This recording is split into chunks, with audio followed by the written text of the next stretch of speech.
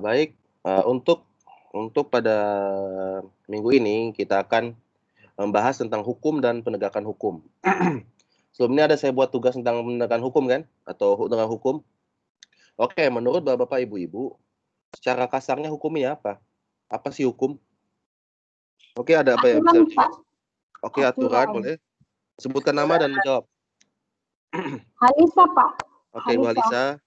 Oke, sebuah aturan. Oke, baik. Boleh, tepat. Oke, ada lagi? Peringatan, Pak. Peringatan. Yang harus diikuti atau dipatuhi. Betul, peringatan yang hal yang diakui hal yang harus diikuti dan dipatuhi ya, betul. Ada lagi? Ayo sebutkan nama. Ayo, silakan. Ada nilainya loh. Kristina, Pak. Apa sih hukum dan tentang hukum? Apa sih hukum? Peraturan yang bersifat memaksa. Oke, betul sekali. Ada lagi? Pak Suwadi, Pak. Itu mengatur. Ya, Pak Suwadi, silakan Pak Suwadi. Hukum itu undang-undang ataupun peraturan. Betul, tepat sekali. Jadi semuanya sudah paham ya tentang hukum secara dasarnya ya, secara kasarnya. Oke, baik, kita lanjut lagi. Jadi hukum ini ada kaitan dengan norma. Jadi sebelum ada hukum, sebelum hukum dibentuk, dia semua itu berasas pada norma-norma nilai manusia atau suatu hal yang bersifat positif dalam diri manusia atau dalam kehidupan bermasyarakat. Jadi kita lihat dulu di sini apa sih norma. Jadi norma adalah merupakan sebuah patokan atas perilaku atau tingkah laku manusia yang diharapkan atau perilaku positif. Jadi disinilah kenapa hukum ini selalu berkaitan dengan nilai-nilai dan norma-norma yang ada dalam setiap dalam masyarakat pada khususnya. Oleh itu hukum ini diciptakan agar apabila masyarakat itu melakukan sebuah tidak terpuji yang menentang pada norma, maka adanya hukum untuk sebagai aturan-aturan atau melaksanakan perundang-undangan untuk menghukum atau untuk menindaklanjuti pelanggaran-pelanggaran nilai dan norma tersebut. Jadi di sini disebutkan bahwa norma tersebut terdiri dari norma agama. Misalnya ada terus norma kesusilaan, norma kesopanan, norma adat, dan norma hukum. Jadi semua ini saling berkaitan, saling timbal balik atas satu sama lain. Oke. Pertama, norma agama bertujuan untuk mencapai suatu kehidupan yang beriman. Jadi kita tahu di situ di negara kita juga sendiri ada pengadilan agama. Nah, di situ juga adanya dia berkaitan khusus dengan agama, misalnya hukum atau tata cara perkawinan dan sebagainya. Dia tentunya untuk mencapai suatu kehidupan yang beriman. Kedua adalah norma kesopanan, yaitu bertujuan agar pergaulan hidup berlangsung dengan menyenangkan. Ketiga, norma adat. Norma adat ini bisa dikatakan sebagai merupakan sekumpulan peraturan hukum yang tumbuh dan berkembang pada suatu masyarakat yang ditaati serta dilaksanakan oleh masyarakat yang bersangkutan. Jadi di sini norma adat ini dia ada, tetapi tidak semua masyarakat atau tidak semua masyarakat melaksanakan norma yang sama. Misalnya norma yang ada dalam adat Aceh tentunya berbeda dengan norma adat yang ada di Jawa misalnya, atau mungkin norma adat yang ada di Sulawesi dan sebagainya. Itulah mengapa norma adat ini bisa dikatakan sebagai peraturan hidup atau tumbuh dalam masyarakat, tapi tidak semua masyarakat yang melaksanakannya. Tetapi apabila dilaksanakan oleh masyarakat tersebut, dia akan dirasakan sebagai suatu kewajiban yang harus dilaksanakan oleh mereka. Contohnya mudahnya begini, kita di negara-negara Asia atau mungkin negara-negara yang mayoritas Islam, kita akan menggunakan semua cara itu menggunakan tangan kanan. Semua pakai tangan kanan, makan pakai tangan kanan, minum pakai tangan kanan. Sedangkan di negara Barat, penggunaan tangan kanan itu jarang dilakukan. Jadi itulah maksudnya bagaimana norma-norma adat ini berbeda. Jadi pada dasarnya norma adat ini dilaksanakan oleh masyarakat yang bersangkutan. Serta yang kita akan bahas pada saat ini adalah norma hukum. Jadi norma hukum ini untuk mencapai sebuah kedamaian, dalam pergaulan hidup antar manusia. Jadi norma hukum ini bagaimana cara kita membuat sebuah negara atau sebuah kehidupan masyarakat yang berdamai, tidak ada saling sengketa, dan semuanya tentunya ada sebuah keadilan dalam hukum. Oke, seperti yang disebutkan tadi, ada ibu siapa? Dia mengutip daripada, jadi apa sih hukum? Hukum adalah, jadi menurut Kelsen, penulisannya dalam tahun 1995, hukum adalah suatu tata yang bersifat memaksa. Jadi sifat hukum ini memaksa. Tentunya mengapa? Karena peraturan-peraturan atau sebuah perundang-undangan yang telah dibuat oleh pakar-pakar hukum atau dalam hal ini adalah legislatif atau perwakilan rakyat atau dalam pemerintahan, perundang-undangan ini harus dipatuhi oleh setiap warga negara yang menduduki negara tersebut. Tentunya Indonesia sebagai negara hukum, kita harus mematuhi segala perundang-undangan apa saja yang dalam komponen hukum tersebut. Oke, dan tentunya hukum adalah tata sosial yang berusaha menimbulkan perilaku para individu sesuai dengan yang diharapkan melalui perundang-undangan tindakan-tindakan paksaan. Jadi apabila hukum ini tidak memaksa atau sifat tidak memaksa, otomatis sebuah negara akan kacau balau, sebuah orang akan melakukan sebuah sifat yang seenak-enaknya, dan tentunya apabila mereka melakukan sebuah perbuatan-perbuatan yang seenak-enaknya, maka negara ini bisa kolaps atau negara bisa menjadi sebuah negara yang anarki. Oke. Tentunya hukum ini bisa dikatakan juga sebagai tata sosial yang tidak mengundang sanksi. Jadi ada sebuah hukum. Pertama adalah ada sebuah tata sosial. Jadi tata sosial ini adalah tidak mengundang sebuah sanksi sama sekali yang mendasari pada teknik motivasi langsung. Jadi ada sebuah peraturan tata sosial, dia tidak ada sanksi sama sekali, tapi dia lebih membentuk sebuah motivasi secara langsung. Sebagai contoh dalam perundang-undangan tentang pendidikan, bagaimana kita harus melaksanakan sebuah program pendidikan, itu kan masuk dalam sumber hukum kita juga kan. Dia itu walaupun dia tidak mengundang sebuah sanksi sama sekali, tapi kita harus memenuhi juga peraturan-peraturan atau undang-undang tentang hukum, karena pendidikan adalah dasar kita untuk dapat mempelajari atau menjadi manusia yang cerdas dalam kehidupan berwarga negara. Serta efektivitas tata sosial ini tetap bukan pada paksaan, melainkan kepatuhan sukarela. Saya sebutkan tadi, dia walaupun dia berkuasa, tapi dia patuhan sukarela karena dia adalah bukan sebuah kepentingan bagi kita sendiri. Oke, seperti sanksi yang berupa tindakan yang bersifat memaksa, dalam arti bahwa hak milik tertentu, misalnya ada sebuah sanksi-sanksi yang bersifat tindakan berpaksa seperti kehidupan, kesehatan, kebebasan, dan harta kekayaan. Semua itu diatur dalam undang-undangan. Misalnya dalam harta kekayaan kita wajib bayar pajak, tidak boleh membayar pajak, itu juga diatur dalam undang-undang, dan kita wajib bayarnya. Hal tersebut itu ada sebuah sifat atau hukum sebuah pemaksaan. Dan tentunya ini diambil dari individu yang terkait, bertentangan dengan kehendak yang jika diperlukan menggunakan perasaan fisik, misalnya kehidupan, apabila seorang mengancam kehidupan orang lain, nah itu juga bisa membuat sebuah sanksi.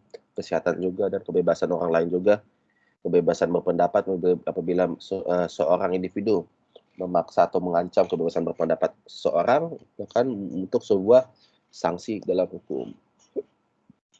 Oke, jadi menurut Ahmad Sanusi, tulisannya tahun 1977, hukum ini digolongkan menurut hal-hal berikut. Pertama adalah sumber-sumber dan bentuk sumber keberlakuannya. Jadi apa sih sumber-sumber hukumnya? Misalnya kita melihat sumbernya dari norma-norma atau adat-adat kita, atau mungkin dari norma manusia Indonesia. Seperti misalnya hukum Indonesia negara ketuhanan. Sumbernya kenapa? Karena pada saat dari dulu lagi Indonesia menganut sistem multi religius, banyaknya sebuah agama-agama yang tersebar. Jadi dia melihat bagaimana sih hukum ini ditindakkan sebagai sumber-sumber dan bentuk-bentuknya. Tentunya hukum ini juga bisa dikatakan sebagai kepentingan yang diatur atau sebuah kepentingan yang dilindunginya. Dan tentunya hubungan aturan-aturan hukum ini ada berkaitan antara satu dan sama lainnya. Dan pertalian dengan hubungan-hubungan hukum, ini ada sebuah pertalian dalam hubungan-hubungan hukum. Jadi setiap undang-undangan yang kita baca, dia ada saling berkaitan satu sama lain. Serta hal kerjanya berikut pelaksanaan sanksi. Jadi jadi dalam hukum ini ada golongan, misalnya dalam KUHP atau kitab umum hukum pidana. Di situ adanya sebuah sanksi apabila kita melakukan pencurian, kita melakukan penistaan agama dan sebagainya. Dia ada beserta sanksi-sanksi yang disebutkan di situ. Dan apabila ditinjau dari sumber-sumbernya, hukum dapat digolongkan ke situasi tersebut. Pertama, hukum undang-undang atau undang-undang yang kita ini ketahui, misal dari sumbernya undang-undang.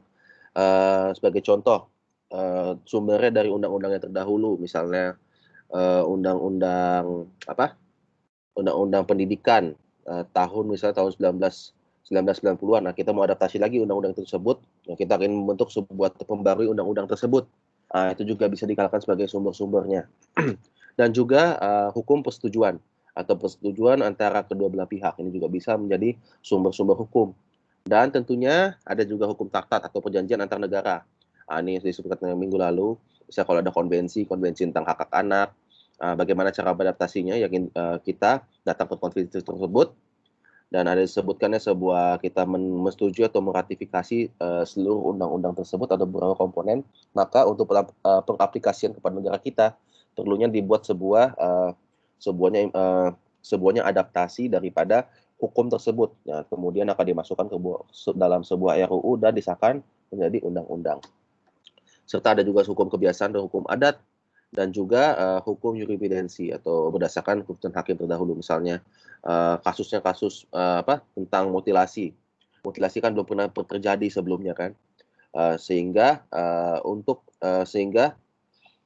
apabila ke depannya akan ada sebuah kasus yang sama, maka akan berkiblat kepada hukum-hukum atau sebuah tindakan-tindakan tersebut.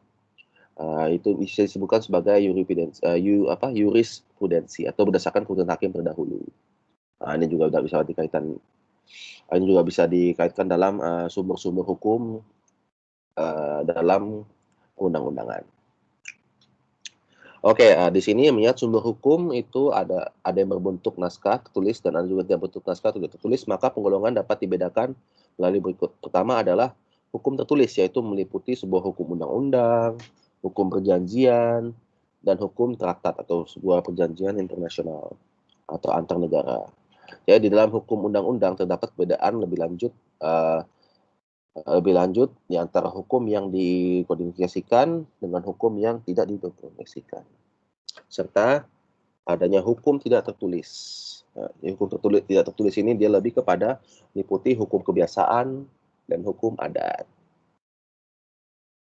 Walaupun dia tidak tertulis, tapi kita tetap mematuhinya, misalnya penggunaan tangan kanan sebagai hal yang baik, terus misalnya kita harus menyapa yang lebih tua, menghormati yang lebih tua, menyayangi yang lebih muda, menghormati sesama tetangga. Dia walaupun tidak tertulis, tapi dia sudah menjadi kebiasaan dalam hidup kita. Oke. Dan juga ditinjau dari sudut kepentingan yang diaturnya, hukum dapat digolongkan ke dalam hukum privat dan hukum publik. Jadi hukum privat ini adalah maksudnya hukum yang mengatur kepentingan perseorangan dan juga kepentingan negara dalam kedudukan sebagai bukan penguasa. Dan juga hukum publik ini adalah hukum yang mengatur atau melindungi kepentingan negara sebagai penguasa. Hukum privat ini ya lebih kepada diri kita, dan juga misalnya ada sebuah pelanggaran daripada kepada negara, dia juga bisa dia akan berlaku sebuah hukum privat. Dan juga dalam hukum publik misalnya dia mengaturkan segala sesuatu negara sebagai penguasa, misalnya dalam contoh di sini. Hukum privat ini bisa dikatakan sebagai hukum perdata, hukum dagang, dan hukum nasional. Misalnya kalau hukum perdata ini misalnya hak-hak tanah, terus jadi negara ini tidak boleh ikut campur tentang hak-hak perdata ini. Misalnya dia boleh ikut campur tapi tidak dalam skala yang ini, karena ini adalah hak-hak kita. Atau mungkin juga hukum dagang. Kita berdagang, di situ ada sebuah peraturan-peraturan. negara tidak boleh menjadi berpihak sebagai berkuasa di sini karena ada peraturan-peraturan yang telah dilakukan atau ditentukan. Dan juga hukum privat nasional. Serta hukum publik ini bisa dikatakan sebagai hukum tata negara, tata usaha negara, terus antar negara, dan juga hukum pidana, hukum acara pidana, hukum perdata, dan juga hukum acara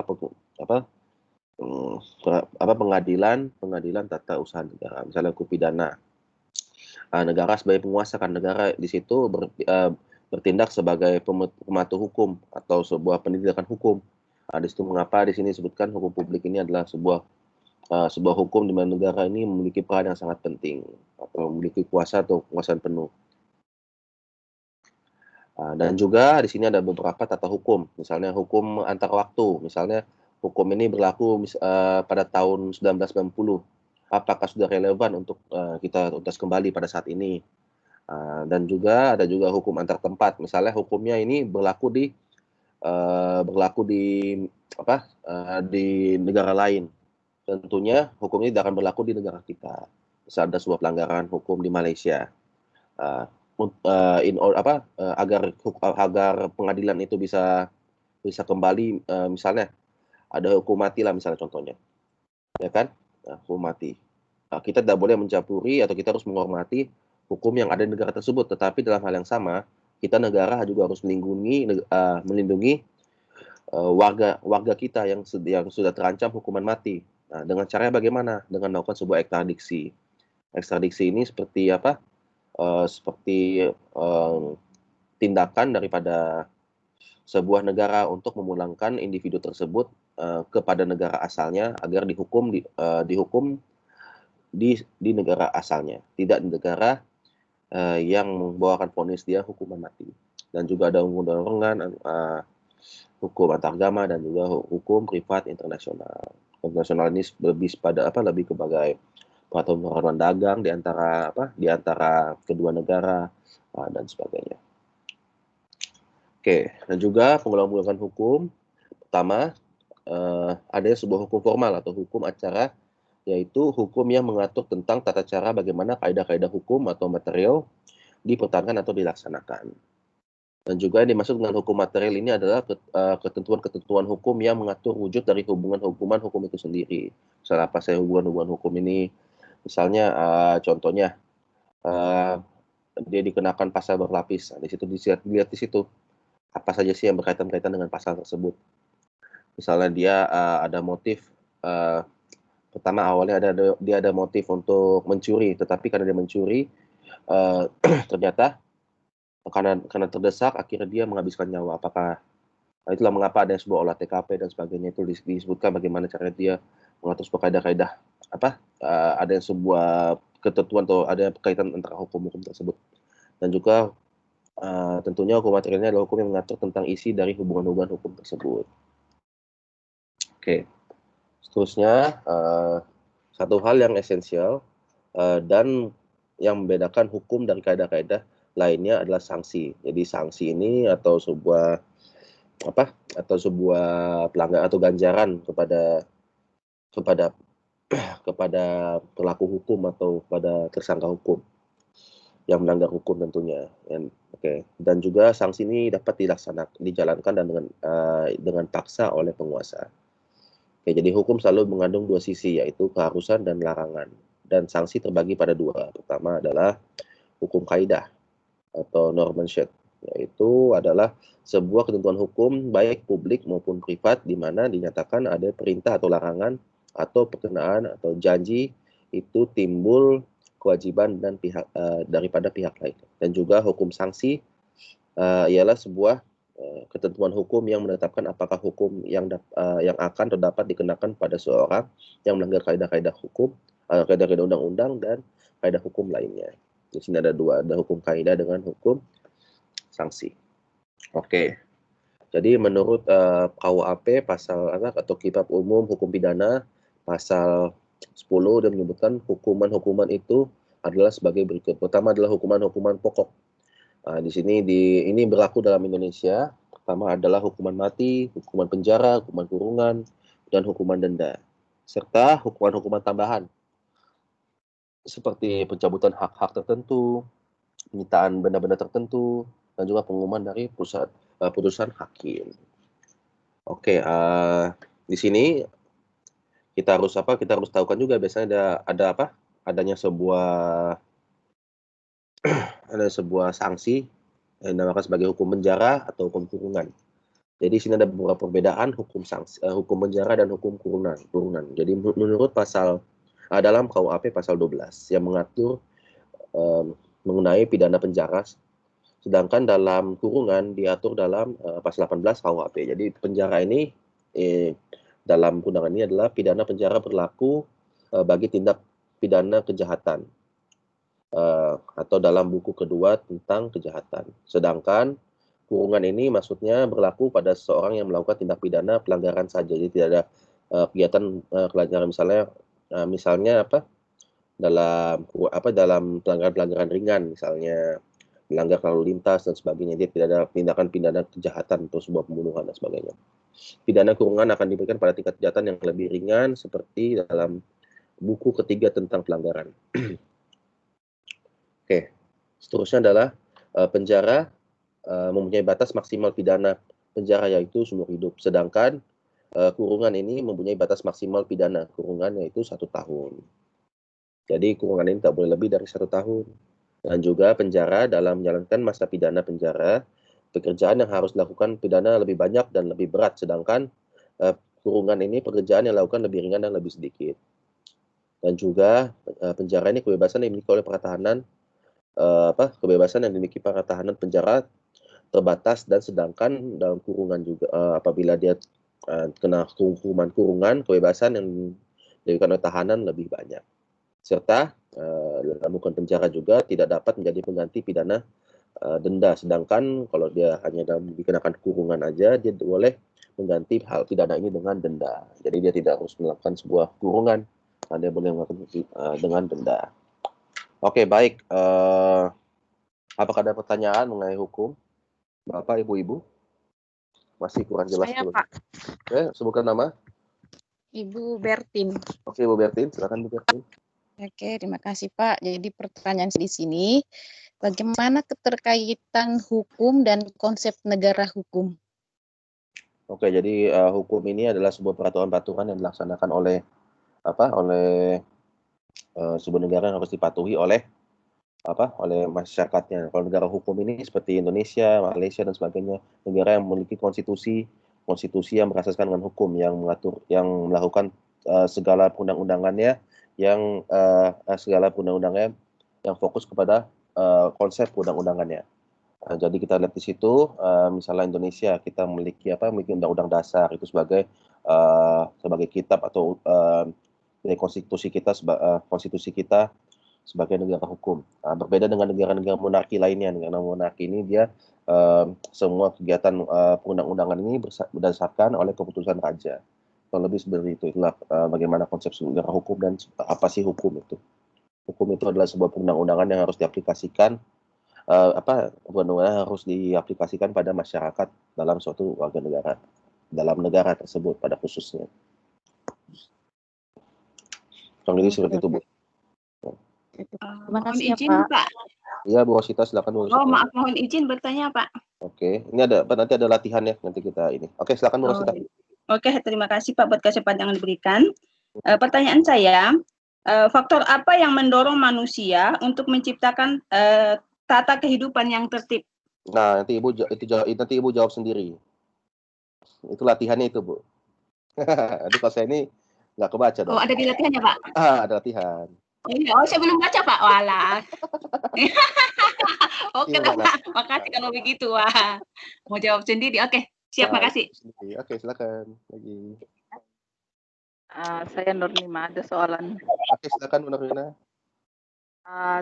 Ini ada satu case yang berlaku dulu tahun berapa itu, di mana yang pemimpin Korea Utara itu dibunuh di Malaysia kan. Oke, ya. Lalu yang jadi suspek ada Aisyah dengan satu lagi dari Vietnam itu. Yes. Aisyah dari Indonesia, kemudian yang satu dari Vietnam. Ya, jadi bagaimana itu Pak? Apakah mereka ini boleh diselamatkan oleh undang-undang di Indonesia atau apakah mereka ini juga tergolong dalam pelanggaran undang-undang pidana. Pidana ya, pidana. Sampai pidana. Kalau dalam pendapat saya waktu itu kan karena dia hukumnya berlaku di Malaysia kan. Jadi tentunya kita sebagai Indonesia sebagai sebagai pemerintah, misalnya pemerintah dia ada kewajiban untuk melindungi warga negaranya. Dan tentunya kita pemerintah negara ini kita ada kewajiban juga untuk memberikan bantuan hukum. Dan kita harus membuktikan kepada kepada apa sih istilahnya mahkamah di Malaysia ini bahwa kalau ini adalah sebuah skenario yang dijalankan oleh keluarga Kim yang di Korea Utara untuk membunuh kakak tirinya Kim Jong Un kan, seperti itu kan kira-kira. Nah, tindakan Indonesia kalau saya baca-baca pada saat itu kita memberikan bantuan hukum seperti memberikan pengacara, tapi tentunya kita tidak boleh intervensi dalam pelaksanaan perundang-undangan mereka karena dia berlaku di Malaysia. Tentunya semua hukum yang berlaku adalah pengadilan semua itu ya di dalam Malaysia itu sendiri. Dan sebagai negara kita tidak boleh mengintervensi perjalanannya hukuman tersebut, kecuali apabila sudah ada tindakan-tindakan misalnya hukuman mati dan sebagainya. Negara itu tentunya menggunakan bagaimana caranya agar pidana itu bisa pulang ke negaranya, dan juga atau mungkin istilahnya memberikan sebuah ekstradiksi lah seperti itu. Atau mungkin yang lebih bagus lagi adalah sebuah gerasi atau pengampunan daripada pemerintah setempat. Tetapi waktu saat itu Indonesia mengatakan sebuah ekstradiksi bukan gerasi. Seperti itu, Bu.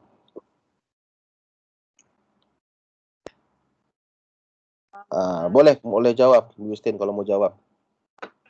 Oke, sambil bertanya, ya kan? Ini ada di sini kan ada latihan kan ya. Kita buat latihan ada 5 soal di sini.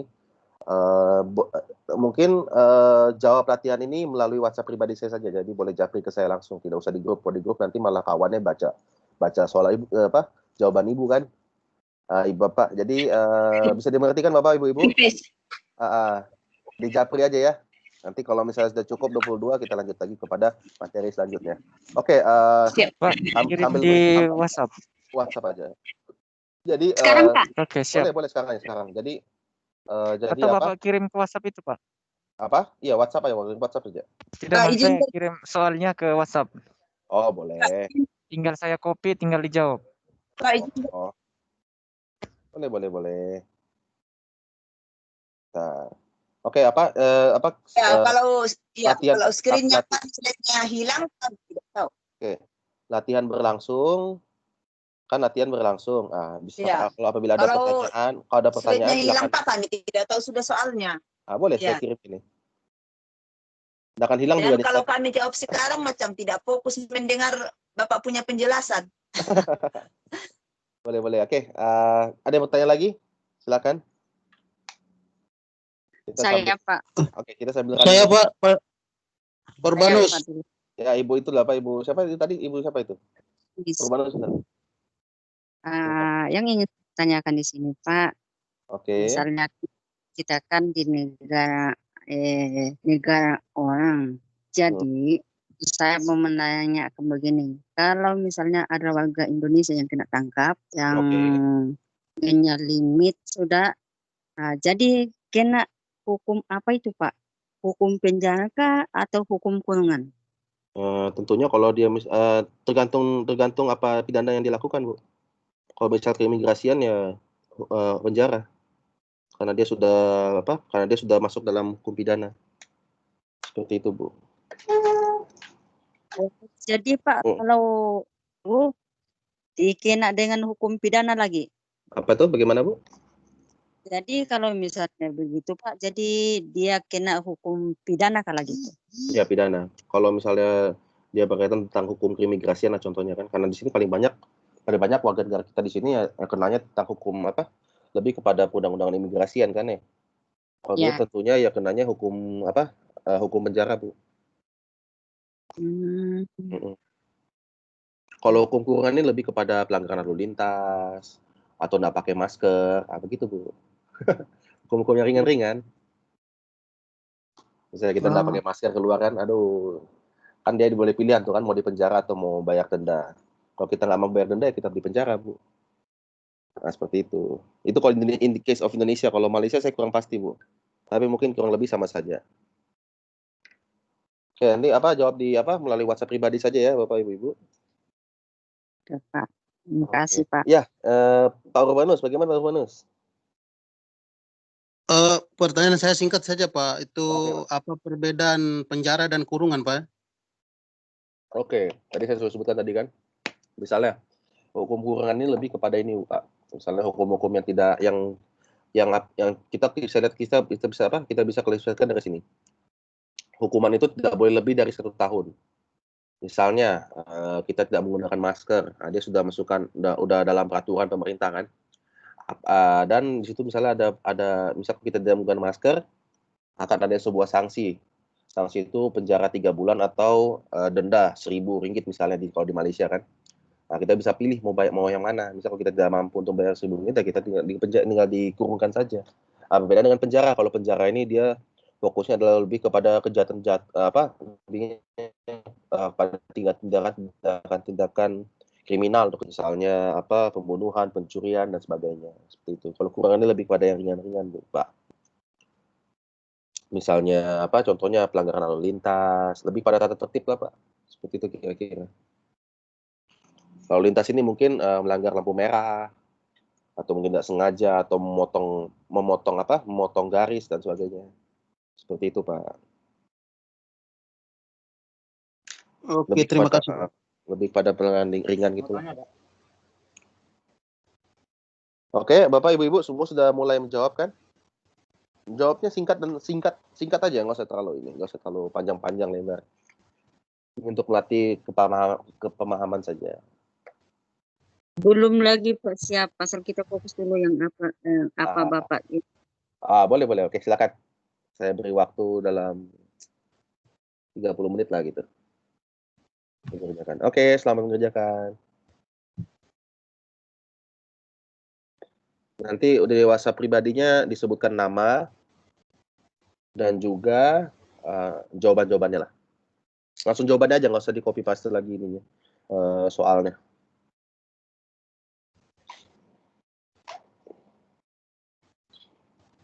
Boleh tulis tangan ke Pak? Pasal 5 nomor.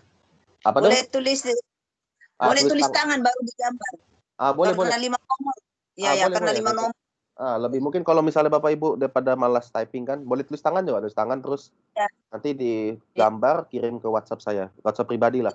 Maksudnya, oke, makasih. Oh, ini tugas Pak mau dikirim pribadi ya Pak ya?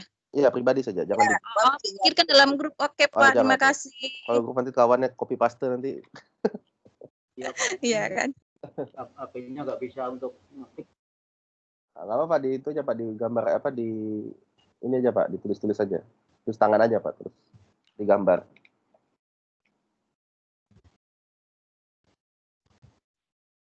Kalau langsung Pak, di WhatsApp boleh juga kan Pak? Ya, dari WhatsApp saja. Enggak, maksud saya kalau tidak ditulis tangan, tapi langsung saja di-type di WhatsApp boleh juga lah kan Pak? Oh, boleh. Yang penting saya boleh baca, Bu. Oke Pak.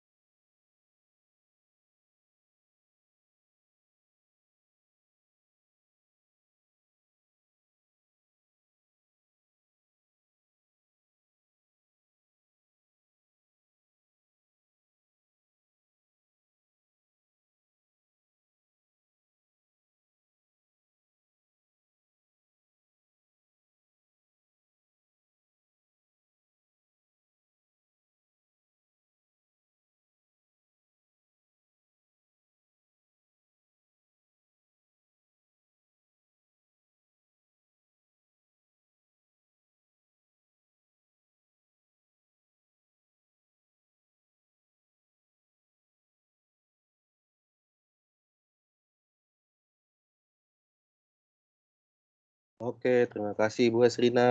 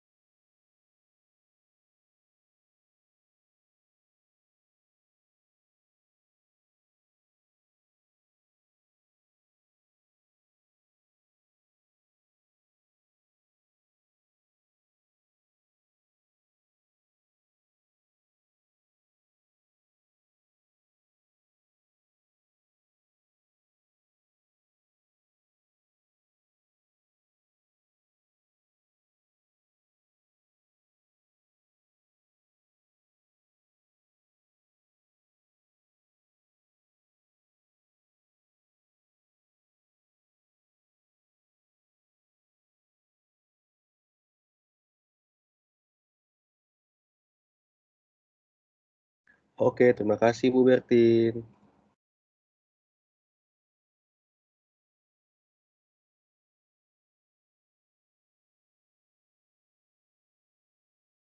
Ya Pak, sama-sama.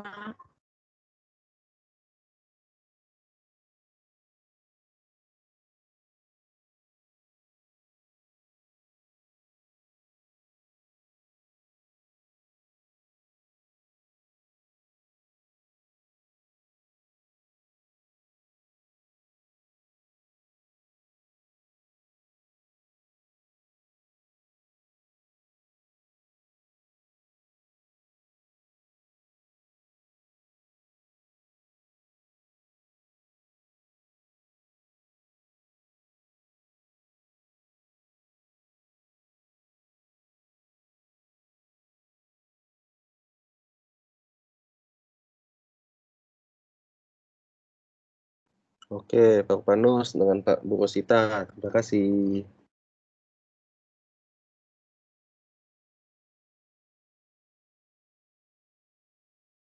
Sama-sama, Pak.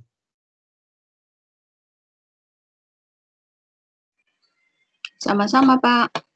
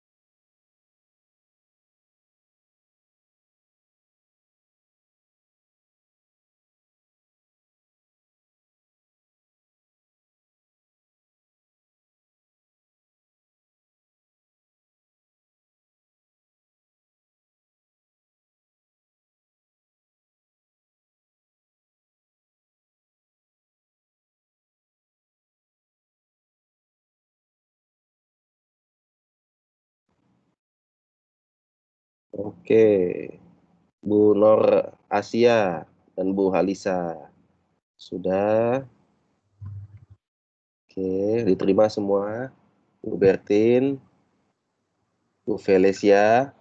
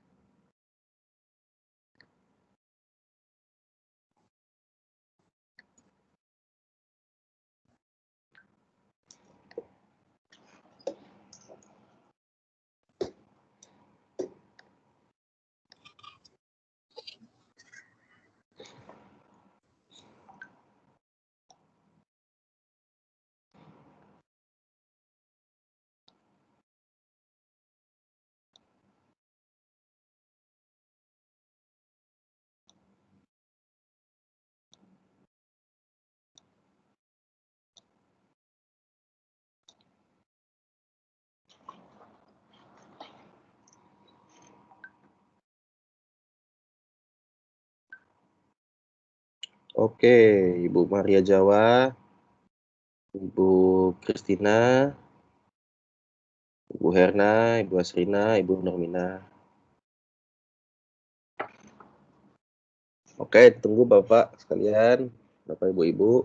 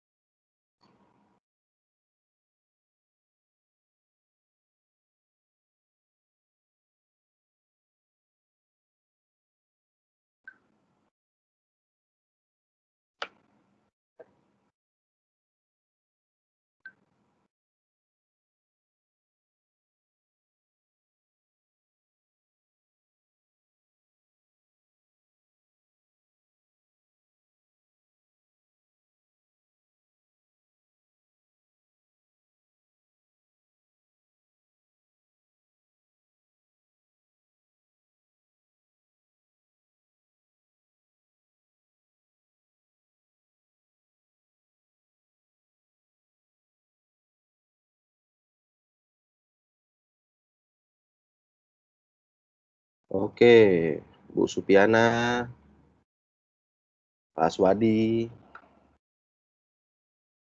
Terima kasih. Sama-sama, Pak.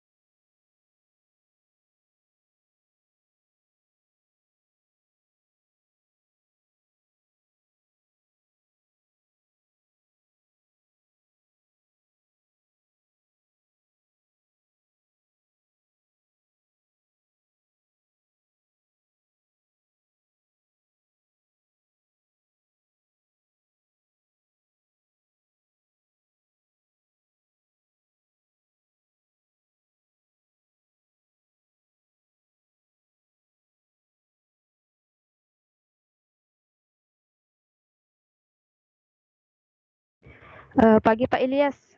Ya, Bu. Gimana, Bu? Ada saya mau tanyakan tentang satu cerita tadi Pak. Oke, silakan Bu. Bapak pernah dengar kayak yang Marin Indonesia yang digantung di Singapura tuh Pak? Marin Indonesia digantung, udah pernah saya tahun berapa itu ya? Saya lupa. Macam pernah ingat tapi lupa. Kalau menurut cerita yang saya dengarkan Pak, dia sekitar tahun 68 begitu Pak. Oh, lama sudah ya.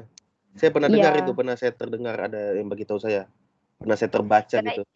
Saya lupa tapi karena ini kan Pak ceritanya kan sebab atau saya kan memang pelaut juga. Terus cerita ini kan mereka diceritakan kepada anaknya pun ceritakan kepada saya lah. Dan terus kan ada cerita bilang marinir ini duduk di pelabuhan kalau lebih kurang begitu. Tersangka bilang minum alkohol, sedangkan Singapura kan melarang minuman keras itu kan. Nah, lepas itu dibawalah pergi pengadilan dan dijatuhkan hukuman hukuman gantung tuh. Terus macam ceritanya bilang Indonesia pun menyerang balik kah begitu Pak. Tapi kalau saya dengar, saya ada baca di artikel juga ceritanya ini berkaitan dengan negara. Jadi yang si yang dihukum gantung ini kan Pak, dia sebenarnya Indonesia sudah beberapa kali minta macam merayu untuk melepaskan tapi tidak dilepas. Seperti gerasi atau enggak ekstradisi kan? Ya, tidak dilepaskan. Terus Pak, begitu kalau macam menurut undang-undang yang aman lah kan Pak. Apakah kalau sudah ditangkap begitu kan, kalau macam sebuah negara tuh pergi buat rayuan untuk dilepaskan lah dia punya tahanan, tanpa macam sudah dikukuhkan lah bahwa si yang tertangkap tuh kan sebenarnya tidak melakukan kesalahan besar kan, mungkin disebabkan oleh pertuduhan atau semacam itulah Pak. Tapi macam mana ya Pak? Sebab kalau negara kita yang punya negara ini sudah membuat rayuan, tapi negara yang menangkap tuh tidak mau buat rayuan, kan itu akan menjadikan hukum itu model macam mana tuh Pak? Sebab itu kan akan mengakibatkan peperangan juga Pak, oleh karena masing-masing ingin menegakkan hukuman mereka sendiri Pak. Intinya kalau kita di sini kan, dalam hal ini kita ini Indonesia untuk melindungi warga negara kita dimanapun dia berada kan, dia seperti itu Bu. Dan juga kita harus tekankan satu hal juga, kita tidak boleh mengintervensi hukum di negara yang berlainan. Banyak kok contoh kasus misalnya bahkan juga dalam sebuah kepolisian juga, misalnya contoh kemarin kan kasusnya apa? Kasusnya siapa lagi namanya, saya lupa. Si Joko Chandra juga ada kerjasama juga kan. Ini pada tahun berapa, Bu? Tahun 60 ya, 68, Bu ya? Oh, berarti setelah Singapura keluar daripada Malaysia ya? Iya, sekitar tahun 68 tuh, Pak. Karena Singapura merdeka tahun 65 kan, dia keluar dari Malaysia. Terus, nah itu saya kurangin, tapi mungkin kalau dari pengalaman yang baca-baca yang kasus-kasus yang sama, tentunya kita tidak boleh intervensi juga, kita tidak boleh mengikut campur urusan hukum yang ada di negara tersebut, dan juga tapi kita sebagai ini ya kita berikan bantuan hukum juga, tidak boleh kita melepas tangan begitu saja. Kita berikan bantuan hukum, ada pengacara, kita berikan perlindungan kepada warga kita yang ada di luar negeri sana, dan juga mungkin meminta sebuah pengampunan gerasi atau mungkin ekstradisi. Biasa sih ekstradisi, Bu. Jadi sebagai jaminan kalau orang itu akan dihukum kembali di negara asalnya berdasarkan apa yang berlaku dalam undang-undangan negara kita. Saya rasa sih seperti itu, Bu. Dan peperangan itu mungkin tidak mungkin karena satu orang jadi peperang begitu, Bu. Nah, mungkin hanya intensi politik, dan bahkan mungkin kalau kita lihat dalam kasus yang sangat ramai diperbincangkan itu mungkin Indonesia dengan Australia kan ya. Misalnya Australia itu banyak sekali kasus-kasus, misalnya hukum mati sangat banyak kan orang Australia yang dihukum mati Indonesia dengan ancaman-ancaman, misalnya ancaman-ancaman dulu pada tahun 2015, Tony Abbott, pada satu PM-nya Tony Abbott, dia berbincang bahwa akan memboikot semua produk-produk Indonesia kan, dan terjadi itu cuman itu lebih kepada soft diplomasi aja atau hanya sebagai tekanan-tekanan diplomasi, dan untuk mencapai sebuah perang itu saya rasa tidak mungkin, Bu. Itu, Bu. Jadi itu hal yang biasa berlaku dalam dunia ini, apalagi kalau ada dengan politik. Pasti akan ada sebuah kecaman-kecaman diplomasi, atau mungkin lebih dikenal sebagai soft power diplomasi, Bu. Misalnya kita menekankan, kita tidak akan berkaitan lagi warga negara kita misalnya di Malaysia, atau mungkin kita akan menghentikan ekspor nikel di negara tersebut karena kita mengecam tentang perbuatan ini, seperti itu. Dan yang paling sering Indonesia ini berkonflik adalah dengan Australia, yang berkaitan dengan hukum, karena banyak sekali terpidana mati yang ada dari Australia yang dihukum di Indonesia. Seperti itu, Bu. Yang paling familiar mungkin Ibu pernah dengar kan kasusnya Mary Jane, terus kasusnya Bali 9, yang si Myuran Sukumaran dengan satu lagi siapa namanya, Andrew Liu siapa saya lupa namanya itu. Seperti itu kira-kira.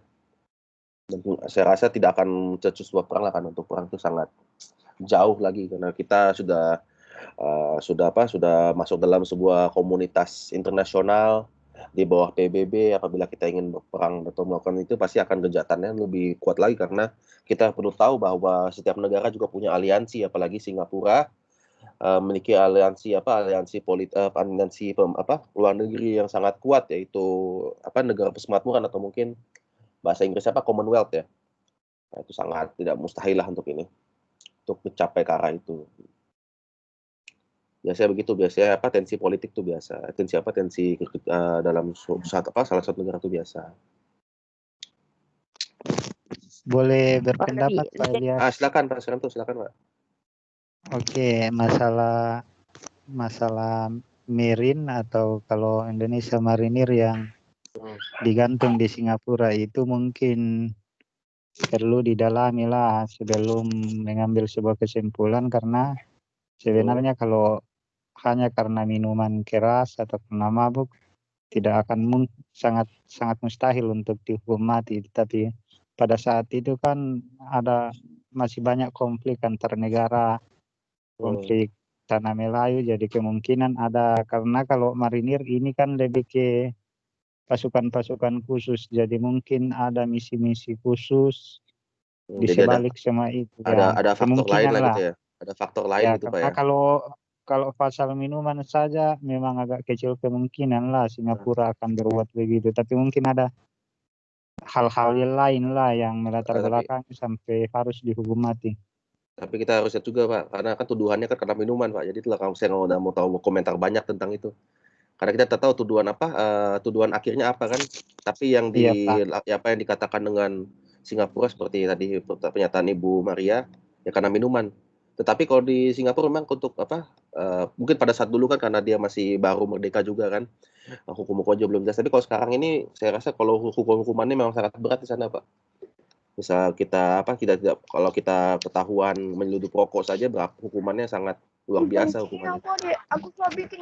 Ya karena itu kan saya hanya mendengar cerita sebab saya pun kurang paham juga. Jadi mana tahulah kan ada yang macam ada yang sudah pernah mendengar cerita ini kan.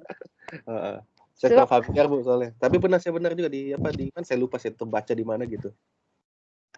Sebab kan Pak kalau konspirasi begini kan Pak macam itulah saya bertanya adakah macam bagaimana macam ada juga ada logik, tapi kalau menurut Pak Anto juga tadi mungkin ada masuk akal lah mungkin ada kasus lain tapi yang kononnya tuduhan itu hanya berlandaskan satu topik ya, tapi rupa-rupanya di belakang tuh ada embel-embelnya gitu kan. Ya, ada saya buka tadi karena saya penasaran dan ternyata ada sebuah situs yang mengatakan bahwa pada saat itu ada semacam kerenggangan lah antara Indonesia dengan tanah Melayu termasuklah Singapura, sampai mungkin ada misi-misi khusus lah di balik semua itu. Karena ya itu jelas, kan zaman-zaman kalau zaman konfrontasi itu jelas kita banyak menyerang, Pak. Ya. Kita banyak menyerang kita menyerang di waktu itu di Kuala Lumpur. Kan ingat kan? Terus kita juga menyerang di Kalabakan. Memang pada saat itu kan dan kalau saya tahu kalau tahun 68 itu sudah merdeka, saya rasa tidak ada lagi konflik-konflik yang berkaitan tentang itu. Tapi Singapura sudah betul-betul sudah lepas kan pada saat itu. Itu Pak. Tapi memang waktu itu Indonesia sangat barbar lah. Sangat berani. Oke, semua sudah siap? Bapak, Ibu-Ibu? Jam 10.15 kita lanjut lagi. Nanti boleh ditus kemudian lah.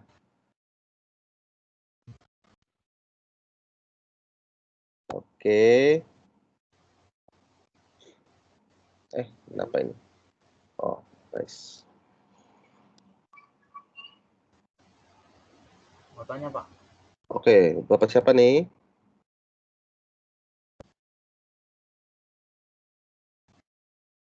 Mau sharing, Pak. Pak Ede. Ya?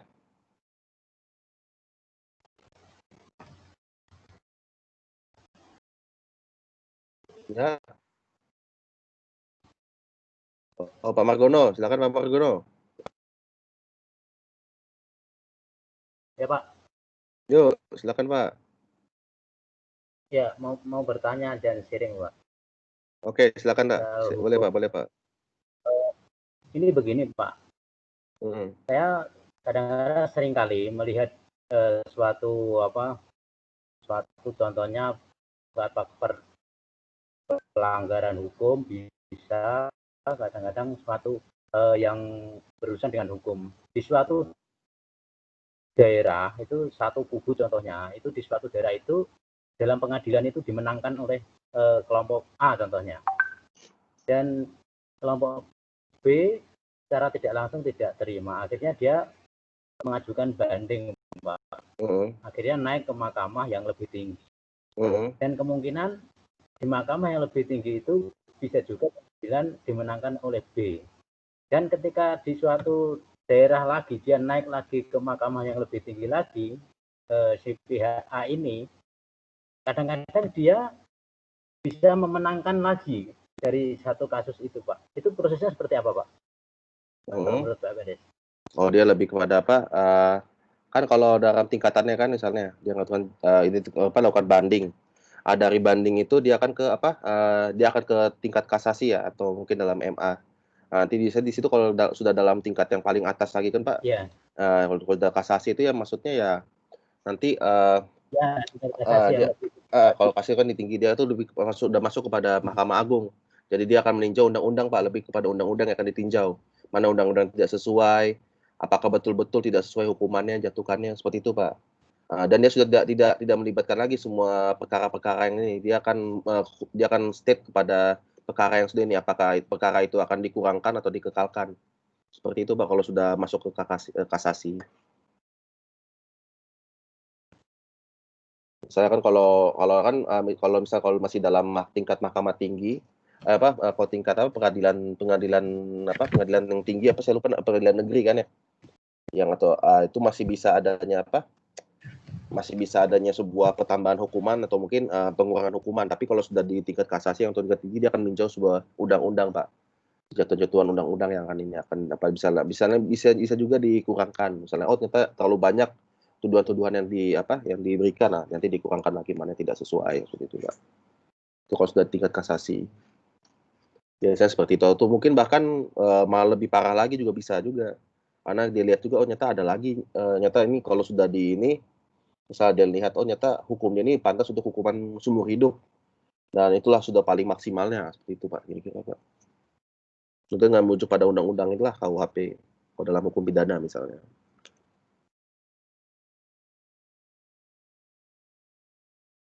Ada pertanyaan Pak?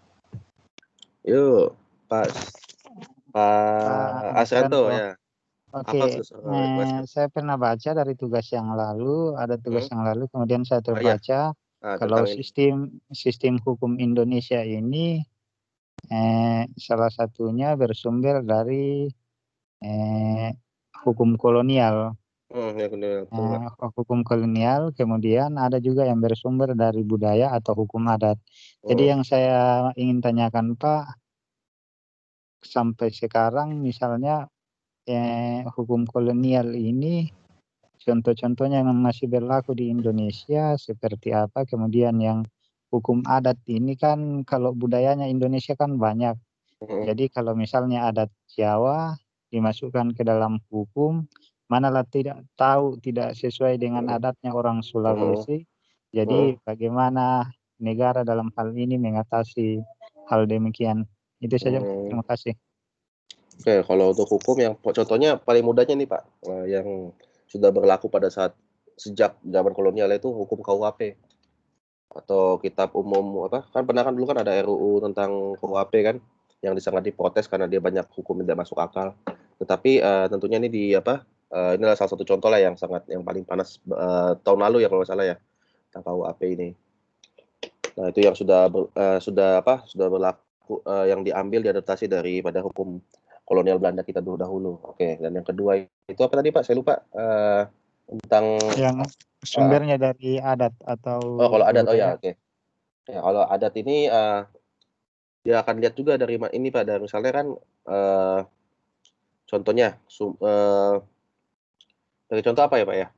Untuk adat tapi kita juga lihat ini Pak dari konteks bagaimana dia mengimplementasikannya, apabila dia adalah sesuatu atau tidak. Dan juga biasanya sih kalau kita lihat kita telah daripada undang-undang hukum yang ada atau undang-undangan yang telah disahkan misalnya di DPR kan, karena semua hukum ini undang-undangan pasti kan disahkannya di Dewan Rakyat kita kan sebagai legislatif pengesahan undang-undang. Tentu dia juga melihat juga apakah dia sudah sesuai atau tidak, karena kita masing-masing daerah juga memiliki kewakilan di situ, dan tentunya untuk menyalakan sebuah konflik terutama dalam adat ini ya dan menyalakan daripada konflik antara adat ini, tentunya kita juga ada sebuah perwakilan kita yang mengatur bila tidak sesuai mereka akan bersuara juga gitu Pak, intinya Pak. Saya rasa seperti itu karena mungkin kalau saya lihat itu kalau untuk isu daripada adat nih saya rasa kurang bermasalah lah di Indonesia, karena kita sudah tahu juga sih bagaimana ininya kan. Atau mungkin kalau misalnya kecuali mungkin dalam hukum pertanahan ya untuk perdata. Kalau di Papua kan kita tahu kan kalau di sana surat tanah itu kurang berlaku, dia lebih kepada surat daripada kepala suku kan ya. Tentunya di situ ya ada sebuah, walaupun dia tertulis dalam hukum, tetapi mungkin adanya sebuah toleransi lah di situ Pak. Yang saya paling familiar sekali untuk hukum perdata, terutama yang ada di Papua, di tanah Papua, karena sana itu untuk jual beli tanah itu surat tanah itu kurang berlaku, dia lebih kepada berlaku daripada surat kepala suku di sana. khususnya di kawasan pedalaman. Kalau mungkin kalau di kawasan-kawasan kota ya pasti otomatis berlaku dong kalau ini surat tanah dan sebagainya. Sertifikat tanah mungkin lebih tepatnya. Oke Pak, terima kasih Pak. Oke, kita lanjut lagi ya kepada ini. Oke, ada lagi? Kita lanjut lagi tentang penegakan hukum di Indonesia. Oke, ada lagi Bapak Ibu-Ibu? Halo. Ya. Oke, lanjut ya Pak ya. Oke, lanjut ya. Lanjut Pak, silakan. Oke. Terima kasih. Oke, jadi di sini penegakan hukum Indonesia ini ada beberapa badan, beberapa pihak. Mungkin Bapak Ibu juga sudah familiar tentang ini. Pertama adalah kepolisian. Jadi kepolisian ini diatur pada pasal 4 Undang-Undang Nomor 8 Tahun 1991 tentang hukum acara pidana atau Kitab Umum Hukum Acara Pidana. Yaitu penyidik adalah setiap pejabat polisi negara Republik Indonesia yang berwenang pertama. Jadi di sini polisi ini wajib pertamanya harus menerima laporan dari seorang adanya tindak pidana. Itu paling sangat penting. Kedua, mencari keterangan dan barang buktinya. Ketiga, menyuruh berhenti seorang yang curigai dan menanyakan serta memeriksa data diri. Dan keempat, mengadakan tindakan lain menurut hukum dan yang bertanggung jawab. Serta penyidik dapat melakukan pertama penangkapan, larangan meninggalkan atau mungkin larangan meninggalkan tempat. Kedua, pemeriksaan dan penyitaan surat. Ketiga, mengambil sidik jari. Dan empat, membawa dan menghadapkan kepada seorang penyidik. Di sini diatur menurut pasal 6 Undang-Undang Nomor 8 itu tahun 1981, yaitu penyidik bertindak yang boleh bertindak sebagai penyidik adalah ada dua. Pertama adalah pejabat polisi negara Republik Indonesia, dan kedua pejabat pegawai negeri sipil tertentu yang diberi wewenang khusus oleh undang-undang negara kita, misalnya sebagai KPK, penyidik KPK atau penyidik BPK dan sebagainya. Serta seterusnya, pejabat polisi yang dapat bertindak sebagai penyidik ternyata harus memenuhi beberapa persyaratan tertentu, yaitu sekurang-kurangnya berpangkat pembantu letnan 2 atau pelda, atau ada juga ajun inspektur 2 atau aibda. Sedangkan untuk pejabat pegawai negeri sipil atau mungkin kalau dalam Malaysia itu pejabat awam ya, sekurang-kurangnya berpangkat pengatur muda tingkat 1 atau golongan 2B atau disamakan dengan itu. Kalau dalam Malaysia mungkin kalau dalam grade Malaysia ini grade N24. Kalau golongan 2B ini. Oke. Seterusnya penyidik karena berkewajiban mempunyai wewenang tersebut. Jadi penyidik ini memiliki sebuah wewenang pertama menerima laporan dan pengaduan. Jadi pertama harus adanya sebuah laporan dulu, baru penyidik boleh melakukan penyidikan. Kedua, melakukan tindakan pertama pada saat di tempat kejadian. Ketiga, menyuruh berhenti seorang tersangka dan memeriksa tanda pengenalan diri tersangka. Keempat, melakukan penangkapan, penahanan, dan penggeledahan serta penyitaan. Kelima, melakukan pemeriksaan dan penyitaan surat. Keenam, mengambil sidik jari dan memotret seseorang atau memfoto atau menggambar seseorang. Oke, yang kedua adalah dalam proses penegakan hukum kita ada kejaksaan. Jadi jaksa adalah pejabat yang diberikan wewenang untuk bertindak sebagai penuntut umum dan melaksanakan keputusan pengadilan. Kalau dalam bahasa Inggris lebih kenal sebagai jury. Juga kejaksaan adalah lembaga pemerintah yang melaksanakan kekuasaan negara di bidang penuntutan. Jadi dia menuntut beberapa undang-undang apa saja yang akan dikenakan oleh tersangka. Tugas utama kejaksaan adalah menerima dan memeriksa berkas perkara penyidikan. Kedua, membuat surat dakwaan. Ketiga, melimpahkan perkara ke pengadilan negeri sesuai dengan peraturan yang berlaku. Keempat, menuntut pelaku perbuatan melanggar hukum atau tersangka dengan hukuman tertentu. Dan kelima adalah melaksanakan penetapan hakim. Jadi dalam kaitan dengan pelaksanaan atau penegakan hukum, kejaksaan berkedudukan sebagai lembaga pemerintah yang melaksanakan kekuasaan negara di bidang penuntutan.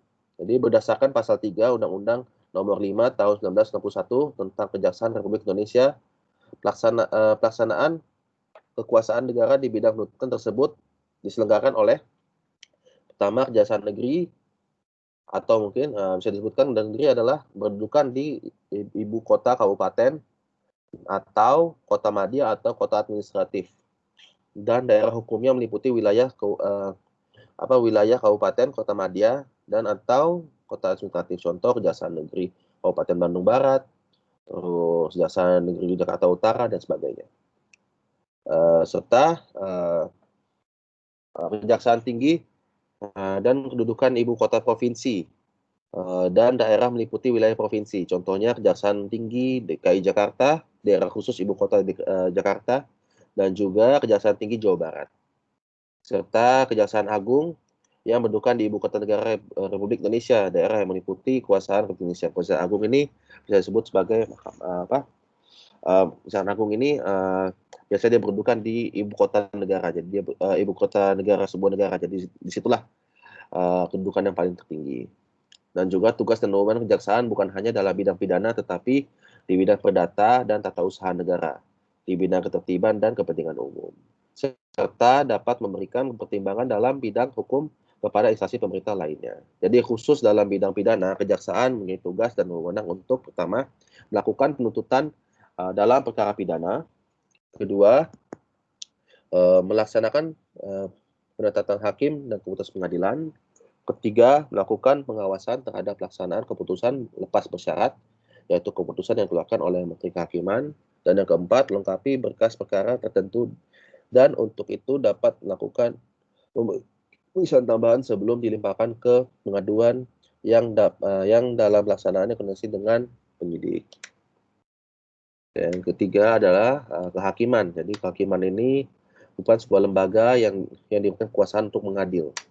Jika kalau tadi kejaksaan dalam menuntut, kalau kehakiman ini untuk mengadili. Oke, jadi situ ada perbedaannya. Kalau polisi apa? Kalau polisi adalah penyelidikan, terus adanya setelah penyelidikan, adanya penuntutan dan pengadilan.